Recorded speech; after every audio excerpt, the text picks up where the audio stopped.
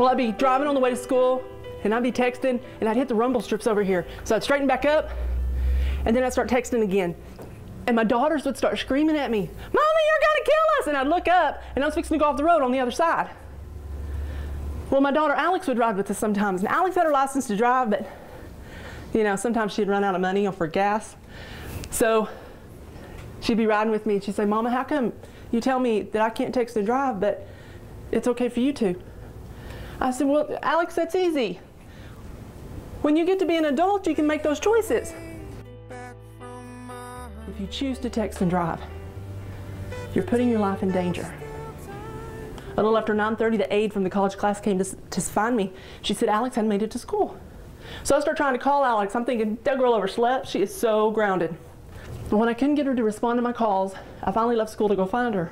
And as I drove down that road, out of the corner of my eye in the middle of a field, I saw something that I knew shouldn't be there. And as I turned to look, what I saw was that it was Alex's truck sitting out in the middle of that field. And on the other side of the truck, as I walked around a few yards from the truck, I found my daughter laying in the weeds in the dirt. I called 911, and then I called my husband.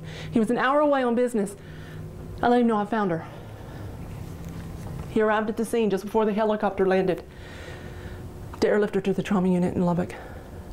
We arrive at the trauma unit, we walk in the waiting room, the surgeon meets us, and he says she's probably not going to make it. He left, and it was at that point I realized Alex would never go home with us. My husband looked at me and he said, "We got to go tell these high school kids the truth about what happens when you choose to text and drive."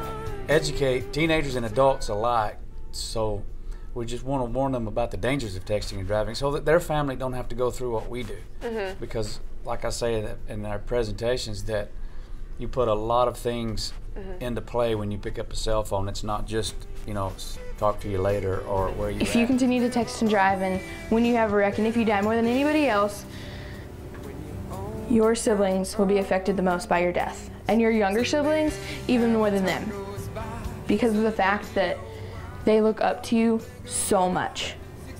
And there are no words to describe how much you mean to them. And when you're taken out of their world, their life is ripped apart and torn to shreds and will never be put back again. And the reason for that is because, you see, they've spent their whole life with you. You are all that they know. They look into the future and they expect you to be there. And when you're not, the pain is indescribable.